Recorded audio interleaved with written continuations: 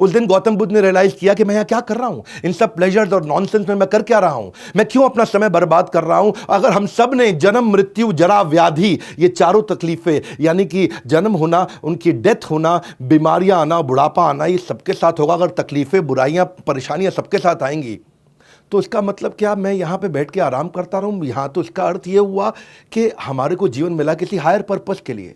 ये अपने आप को रोक नहीं पा रहे थे, छोड़ना चाहते थे, ये बाहर निकलना चाहते थे बहुत दिन से।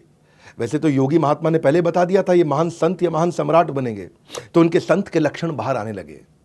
ये घर पे रह करके इनको स्ट्रगल होने लगा, ये पत्नी के साथ, इनको बच्चे के साथ में वो सुख नहीं मिल रहा था। ये इन सारे प्रश्नों का उत्तर ढूंढना चाहते थे, जो प्रश्न मैंने आपको बताए, जिसके लिए ये निकलना चाहते थे, नहीं निकल पा रहे थे। पर एक दिन रात को चोरी छिपे चोर की तरह चुपचाप उठे, पीछे मुड़ के नहीं देखे, निकल गए।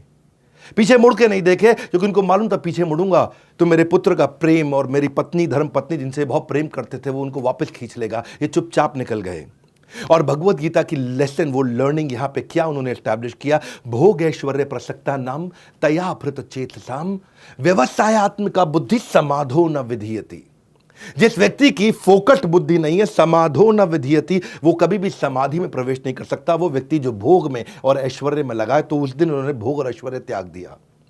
इनका कहना था, भगवत गीता का 13वें अध्याय का 9वां श्लोक, जन्म मृत्यु जरा व्याधि दुख दोषानुदर्शनम अनुदर्शनम अनुदर्शनम। इन्होंने सारे दुखों को, उसका अनुदर्शन, उसका दर्शन किया, उसको समझा, उसको पहचाना कि इस जीवन के अंदर जन्म मृत्यु जरा व्याधि ये बहुत बड़े बड़े दुख हैं। अब ये निकल पड़े अपनी आध्यात्मिकता की खोज की यात्रा में। कई महीने साल बीत गए। आपको एक कहानी सुनाता हूं।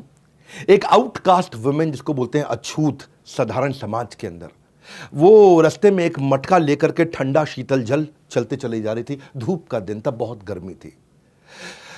भगवान बुद्ध ने उसको रोका, कहा कि क्या तुम मुझे थोड़ा जल पिला सकती हो। बोली, ब्राह्मण मुझसे जल मत मांगिए, क्योंकि ये योर होलीनेस, मैं कंटामिनेटेड हूं, मैं दूषित हूं। उन्होंने पूछा, बोल के दूषित कैसे हो। बोले, क्योंकि मैं आउटकास्ट हूं, मैं लो कास्ट हूं, मैं नीची जाति की हूं। इन्होंने कहा, मैंने पानी मांगा है, तुम्हारी जाति को नहीं मांगा है, जाति नहीं पूछी तुम्हारी। वो बोले, हे ब्राह्मण, लेकिन मैं तो आउटकास्ट हूं। तो वहीं गौतम बुद्ध ने जवाब दिया, वो इंसान जो खुंदक खाता है, गुस्सा खाता है, लालची है, ईर्ष्या रखता है, द्वेष रखता है, बेशर्म है, जिसमें बुराइयां है, बेईमान है, पाखंडी है, वो नीची जाति का है। जाति जिसमें जन्म हुआ वो डिफाइन नहीं करती। और यही lesson Buddhism and Bhagavad Gita आज जो बात कर रहे हैं, चातुर्वर्ण्यम मया सृष्टम गुण कर्म विभागश, गुण कर्म विभागश, कि जो वर्ण है आपका वो गुण और कर्म पे विभाजित है। आपके क्या गुण आप डिस्प्ले कर रहे हैं और कैसे कर्म है आपके, ये जन्म विभागश नहीं है, ये गुण कर्म विभागश।